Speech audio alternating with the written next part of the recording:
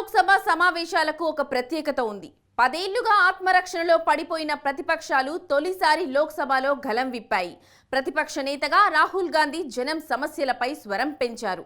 అగ్నిపథ్, మణిపూర్ అల్లర్లు, neat ప్రశ్నాపత్రం leakage సహా అనేక కీలక అంశాలను సభలో ప్రస్తావించారు రాహుల్. దీంతో పాటు తాజాగా చక్రవ్యూహం పేరుతో బీజేపీ రాజకీయాలపై ఆయన నిప్పులు చెరిగారు. అయితే ప్రతిపక్ష నేత రాహుల్ లేవనెత్తిన అంశాలపై అధికార పక్షం నుంచి సరైన సమాధానాలు రాలేదు. పైపెచ్చు విపక్షంపై ఎదురుదాడికి దిగింది నరేంద్ర మోడీ శిబిరం. ఈ అంశాలపై ఇవాల్టి స్వతంత్ర ఫోకస్. తాజా లోక్సభ సమావేశాల్లో ప్రతిపక్షాలు ఉనికి చాటుకున్నాయి. 10 ఏళ్ల తరువాత తొలిసారి లోక్సభలో ప్రతిపక్షాల స్వరం గట్టిగా వినిపించింది. అధికార పక్షం హిందుత్వ అజెండాపై నిప్పులు చెరిగారు ప్రతిపక్ష నేత రాహుల్ గాంధీ. దర్యాప్తు సంస్థలను అడ్డం పెట్టుకుని ప్రతిపక్షాలను భయపెట్టాలని కేంద్రం చూస్తోందంటూ ఆయన మండిపడ్డారు. రాజ్యాంగంలో పేర్కొన్న ఫెడరలిజాన్ని తాము కాపాడుకుంటున్నామన్నారు రాహుల్ గాంధీ.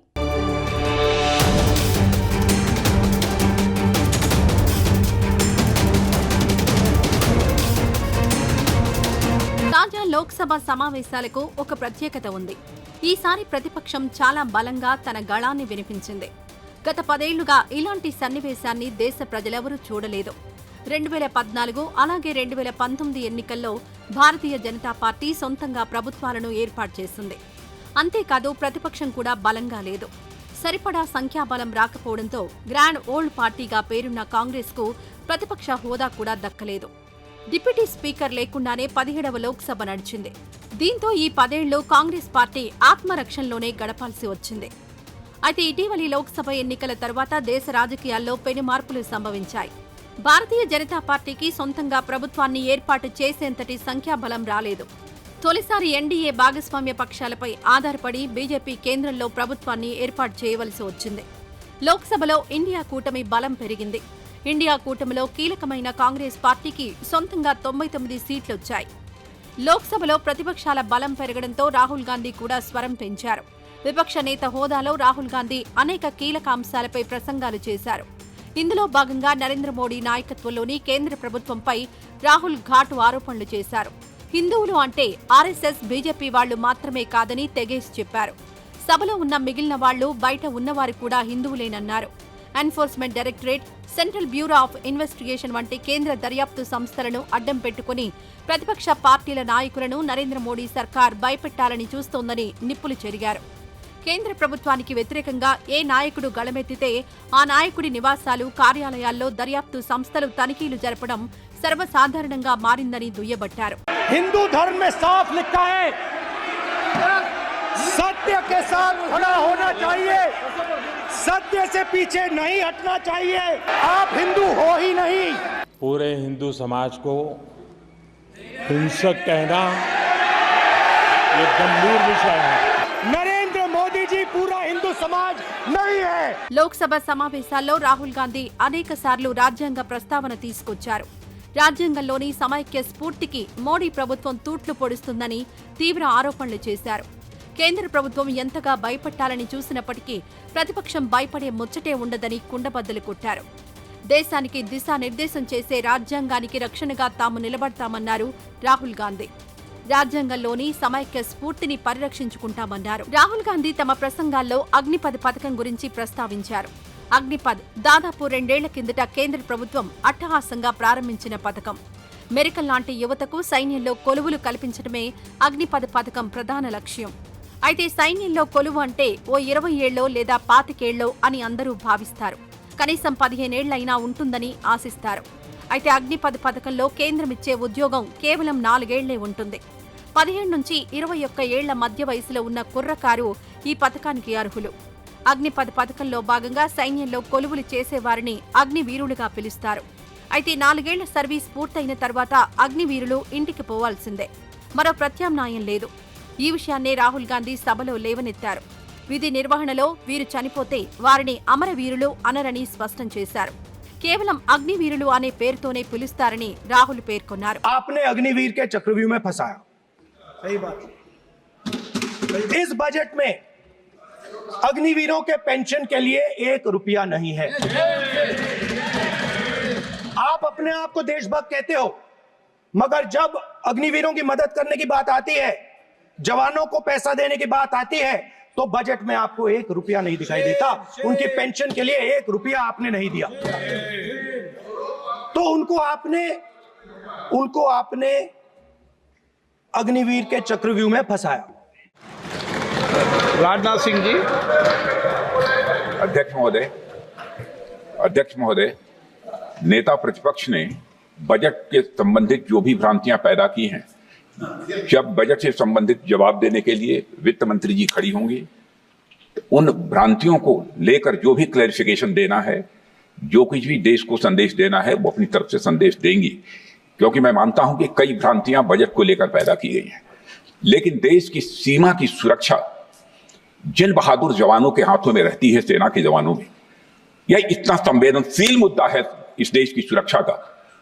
और सेना से जुड़े हमारे अग्निवीर के जवानों को लेकर जो देशवासियों को गुमराह करने की कोशिश की जा रही है, उस संबंध में मैं कहना चाहता हूं अध्यक्ष महोदय, जब भी आपका आदेश होगा, इस सदन के समक्ष मैं पूरी तरह से अपना अग्निवीरों को लेकर स्टेटमेंट देने को तैयार हूं। అగ్నివీర్ పథకంపై రాహుల్ గాంధీ చేసిన విమర్శలను కేంద్ర ప్రభుత్వం ప్రతిష్టాత్మకంగా తీసుకుంది. ఈ నేపథ్యంలో అగ్నివీరులకు తాము అండగా ఉంటామన్న సంకేతాలు పంపడానికి ప్రయత్నాలు చేసింది. ఇందులో భాగంగా అగ్నివీరులకు ప్రభుత్వం ఉద్యోగాల్లో కోటా కల్పించడానికి బీజేపీ పాలిత రాష్ట్రాలు ముందుకొచ్చాయి. 4 ఏళ్ల సర్వీస్ తర్వాత అగ్నివీరులను తాము గాలికొదిలేయడం లేదని, వారి బాగోగులను పట్టించుకుంటున్నామని వివరించే ప్రయత్నం చేసింది కేంద్రంలోని నరేంద్ర మోడీ ప్రభుత్వం. ఇదంతా రాహుల్ గాంధీ విమర్శల పుణ్యమే అంటున్నారు అగ్నివీరులు. రాహుల్ తన ప్రసంగంలో మణిపూర్ అల్లర్లను కూడా ప్రస్తావించారు. 17వ లోక్సభలో మణిపూర్ అల్లర్ల గురించి ప్రతిపక్షాలు అనేకసార్లు ప్రస్తావించాయి. అయితే ప్రతిపక్షాల ప్రశ్నలకు, విమర్శలకు ప్రధాని నరేంద్ర మోడీ ఏ రోజు స్పందించలేదు. మణిపూర్ అల్లర్లపై నోరు తెరిచి ఒక్క మాట కూడా మాట్లాడలేదు. అయితే మారిన రాజకీయ పరిస్థితుల్లో ప్రతిపక్ష సభ్యుల ప్రశ్నలకు ప్రధాని నరేంద్ర మోడీ సమాధానం ఇవ్వక తప్పలేదు. मणिपुर को आपने सिविल वॉर में डुबा दिया है। मणिपुर को आपने और आपकी योजनाओं ने, आपकी पॉलिटिक्स ने जला दिया है। और आज तक हिंदुस्तान के प्रधानमंत्री मणिपुर नहीं गए हैं। ऐसा लगता है कि मणिपुर हिंदुस्तान का प्रदेश नहीं। प्रधानमंत्री के लिए मणिपुर स्टेट ही नहीं है। मणिपुर में सिविल वॉर हो ही नहीं रही है।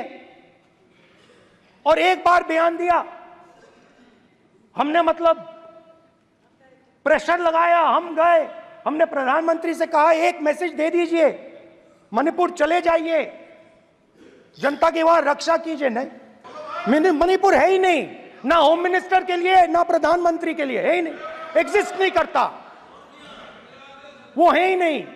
ना प्रधानमंत्री जाएंगे बोलेंगे कुछ नहीं, जैसे कुछ नहीं हुआ वहां पे। मैं रिलीफ कैंप में गया। మణిపూర్ అల్లర్లపై ప్రధాని నరేంద్ర మోడీ తొలిసారి లోక్సభలో స్పందించారు. మణిపూర్ దారుణాలపై నిష్పాక్షికమైన దర్యాప్తు జరిపిస్తామని లోక్సభ సాక్షిగా ప్రకటన చేశారు. అంతేకాదు దోషులను శిక్షిస్తామన్నారు. ప్రతిపక్ష నేత హోదాలో రాహుల్ గాంధీ చేసిన ప్రసంగంతో లోక్సభ దద్దరిల్లింది. ఒకదాని వెంట మరోటి అన్నట్లుగా వివిధ అంశాలపై రాహుల్ ప్రశ్నలు సంధించారు. దీంతో అధికార పక్ష ఎంపీలు ఉక్కిరిబిక్కిరయ్యారు. రాహుల్ గాంధీ ఈ రేంజ్లో తమ నిర్వాకాన్ని ఎండగడతారని ఎన్డీఏ కూటమి ఎంపీలు భావించి ఉండరు. దీంతో అంతిమంగా అధికార పక్షం నుంచి స్వయంగా నరేంద్ర మోడీయే రంగంలోకి దిగాల్సి వచ్చింది.